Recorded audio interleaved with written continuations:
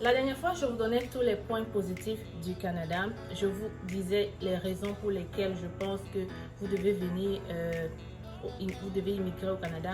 D'ailleurs, si vous n'avez pas écouté la vidéo, je vais mettre le lien en haut ou alors je vais mettre le lien dans la description. Je t'invite à aller regarder pour connaître les points positifs. Donc aujourd'hui dans ma vidéo, je vais vous parler du compte du Canada. Qu'est-ce qu'on ne vous dit pas à propos du Canada?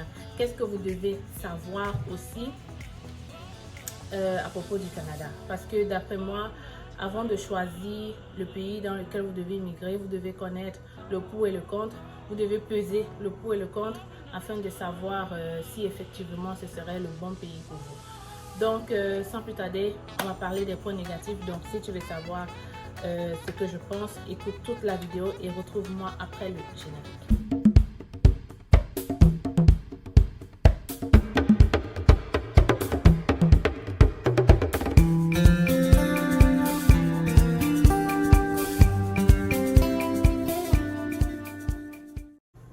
Coucou, moi c'est Stell Difac, bienvenue sur la chaîne C'est Facile, la seule chaîne qui vous parle de l'immigration Canada. Ici, on vous montre la démarche à suivre pour obtenir votre visa d'études. On parle ici de la demande d'admission jusqu'à l'obtention du visa d'études. Mais très prochainement aussi, je vais vous parler de l'investissement et de l'entrepreneuriat au Canada. Donc aujourd'hui, on va se concentrer sur qu'est-ce qu'on ne vous dit pas sur le Canada. Quels sont les points négatifs ou alors qu'est-ce que vous devez aussi connaître à propos du Canada. Donc, moi aussi, j'aurais voulu connaître tout ça avant de venir parce que quand je suis arrivée, j'étais très surprise de beaucoup de choses. Et c'est pourquoi j'ai pensé que faire cette petite vidéo pourrait vous aider à prendre la meilleure décision et à faire le meilleur choix. Donc, le premier point qu'on va parler aujourd'hui, c'est le climat, la température. Il faut savoir qu'au Canada, on a 4 saisons. On a l'hiver, on a l'été, on a l'automne et on a le printemps. Donc, en hiver, c'est la période où il fait la plus froide, c'est-à-dire de janvier à avril. Parfois, on atteint les moins 24 degrés. Vous m'avez vu dernièrement dans l'ancienne vidéo, il neigeait tellement. Donc, c'est ça l'hiver ici. Il faut déjà que tu sois préparé psychologiquement. Que tu saches qu'ici, il fait parfois très froid. On parle souvent de moins 24 degrés, moins 30. Donc c'est vraiment très froid. Parfois pendant l'hiver on pense même pas à l'habillement. Tout ce qu'on veut c'est se couvrir. On met les gros pantalons, les gros t-shirts. C'est pas important. Parfois tu vas voir les gens dehors très bizarre, mais bon, c'est aussi ça le Canada. Il fait très froid, donc il faut que tu saches avant de venir. Il ne faut pas acheter les habits dans ton pays avant d'arriver. C'est toujours mieux d'acheter les vêtements de froid ici parce que c'est adapté à la température. Donc il faut que tu saches qu'au Canada en hiver il fait très froid et que tu dois déjà penser à ça. De avril en juin c'est le printemps et de juin, je pense que de juillet à août c'est l'été et ensuite on a l'automne de août à décembre. Donc mais le moment le plus froid c'est vraiment l'hiver. En automne ça va encore, on est dans les moins 2, donc c'est pas si pire. Mais le moment où il fait le plus froid, c'est en hiver, c'est-à-dire en janvier. Donc, si parfois aussi tu veux choisir quand venir, ce serait mieux de venir en été. Comme ça, au moins, tu auras les températures de chez nous en Afrique et tu pourras entrer graduellement dans le froid. Donc, ça, c'était le premier point, le climat, les températures. Le deuxième point, c'est en fait les salaires. Vous savez, parfois, il y a beaucoup de vidéos qui vous donnent les salaires en dollars canadiens. C'est-à-dire, on va vous dire que quelqu'un touche 24 $ de l'heure. Mais ce qu'on ne vous dit pas, c'est que dans les 24 $ de l'heure, on enlève les taxes, on enlève les impôts. Ce que je veux dire par là, c'est quoi? Par exemple, si tu signes ta lettre d'emploi et que tu vois, on te dit on te paye 24 $ de l'heure, ne multiplie pas ces 24 $ fois 40 heures la semaine pour avoir ton revenu. Donc, parce que si tu le fais, admettons, on va faire un calcul simple. Admettons, tu as 10 $ de l'heure. Fois 40 heures, normalement, ça doit te faire 400 $ la semaine. Mais ça, c'est ce qu'on appelle ici un revenu brut. À ce revenu de 400 $ la semaine, tu dois retirer les impôts, tu dois retirer toutes les cotisations. Donc, tu vas te retrouver parfois avec 300 ou 250. J'ai fait juste des chiffres comme ça, donc je n'ai pas vraiment donné le montant exact. Mais ce que vous devez retenir, c'est qu'au Canada, quand vous avez votre paye, on a retiré les impôts à l'intérieur et toutes les cotisations syndicales et toutes les cotisations possibles. Donc, ne vous attendez pas à avoir le montant brut de votre paye. Donc, ça, c'était la paye. Le troisième point, pour moi, ce sont les taxes. Quand tu t'en vas dans une boutique ici et que tu vois sur les étagères écrit 3 $, il faut que tu saches que en plus de ce montant, lorsque tu vas passer à la caisse, on va ajouter les taxes qui sont de 15%. Donc, si tu as 3 $, tu fais fois 15% pour avoir le montant après taxe. C'est ça que tu dois payer à la caissière. Donc, c'est souvent très surprenant ici parce que lorsque par exemple, tu vas faire des achats de vêtements, tu vois 1 $, tu es comme, wow, c'est très moins cher. Mais tu prends 3, 4, 5, 6. Quand tu arrives à la caisse, mon ami, on te parle de 100 $, 200 $. Parce que oui, on ajoute les taxes. Donc, il faut toujours penser aux taxes lorsque tu fais tes dépenses. Partout, même quand tu fais tes dépenses en ligne, même quand tu fais des achats, désolé, même quand tu fais des achats en ligne ou n'importe quoi, il y a toujours des taxes en Suisse. Donc, c'est très important de ne pas oublier ce facteur. Parce que pour faire ton budget, il faut effectivement que tu n'oublies pas que tu dois mettre les taxes. Par exemple, si tu t'en vas acheter une nourriture de 400 $, tu avais prévu faire les dépenses pour la nourriture, par exemple, de 400 $, il faut que tu mettes les taxes et que tu saches que ça va aller à plus de 400 $. Donc, là, j'ai déjà parlé des taxes. J'ai aussi parlé de la paye. J'ai parlé du climat. Bon, comme tout pays étranger, il faut vous attendre à du racisme. Qu'est-ce que je veux dire? Moi, j'ai été victime du racisme lorsque je suis arrivée en septembre 2014. Parce que quand je suis arrivée, je devais faire un mois de cours d'anglais.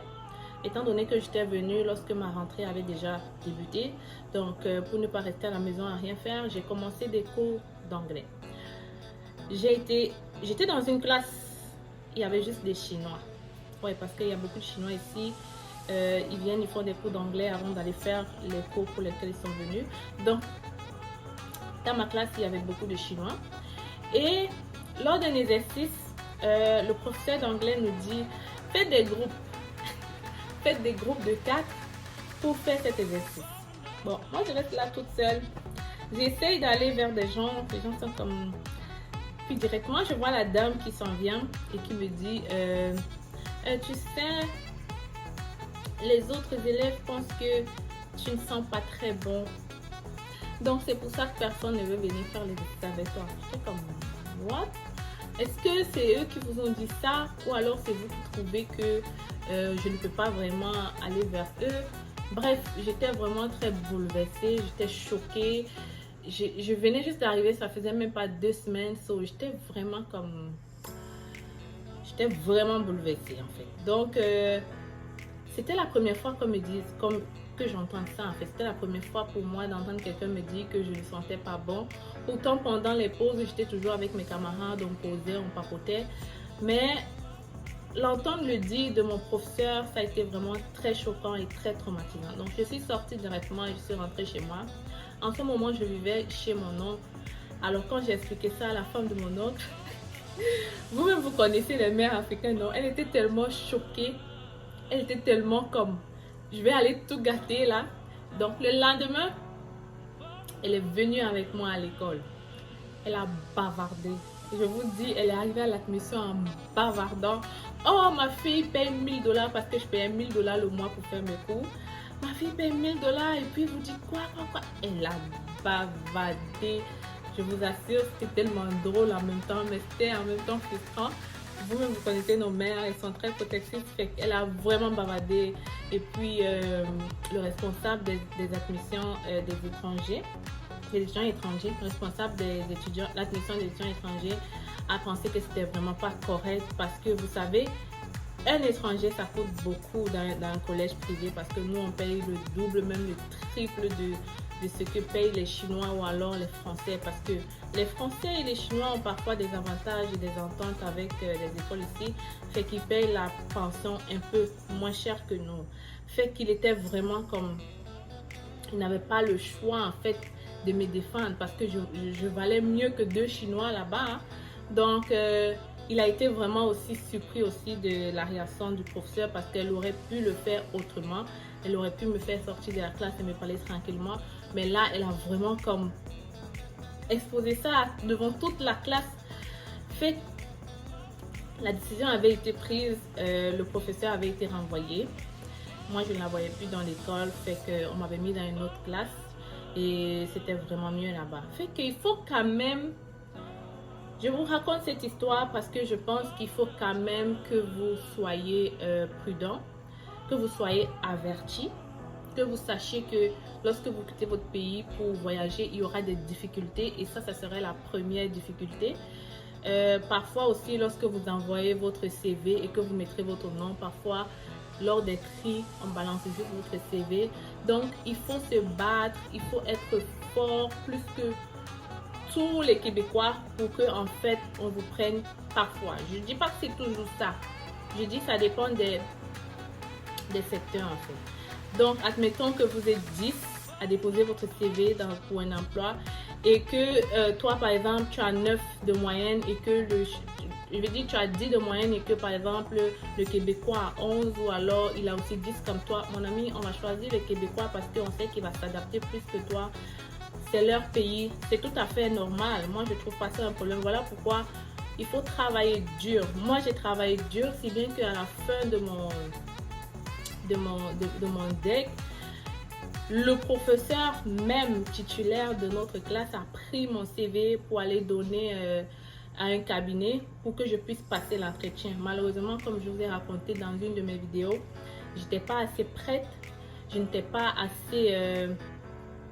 je ne m'étais pas encore bien familiarisée avec le milieu, fait qu'ils ont trouvé que je n'allais pas vraiment être à l'aise avec mes autres collègues. Fait que ça a été juste ça la raison du refus. Sinon, j'avais quand même déjà passé la première sélection. Donc, je vous raconte encore ça une fois de plus pour que vous compreniez que vous devez travailler dur une fois que vous arrivez ici. Même s'il y a des facilités après le boulot d'avoir les emplois, mais il faut quand même travailler dur pour être sélectionné. Donc, un autre point aussi ici que je trouve, ça c'est pas moi qui le dis, ça c'est mon petit frère qui vient de me le dire parce que je lui ai posé la question, qu'est-ce que tu n'aimes pas au Canada? Et là, il m'a dit la mode. J'ai trouvé ça vraiment bizarre. Je me dis, mais comment ça la mode? Et là, il me dit, les filles s'habillent mal ici. Je dis, quoi?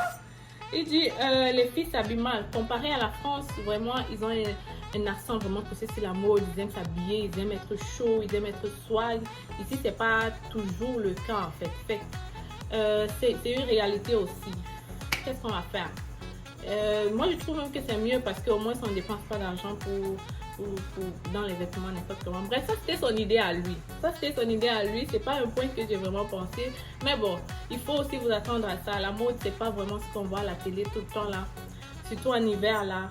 C'est pas vraiment ça du tout. Donc, j'espère que vous avez aimé la vidéo. Si vous avez des questions ou des commentaires ou alors si vous vous posez beaucoup de questions à propos du Canada, laissez-les moi juste en commentaire et je me ferai un plaisir de vous répondre. Alors on se retrouve très bientôt avec une autre vidéo.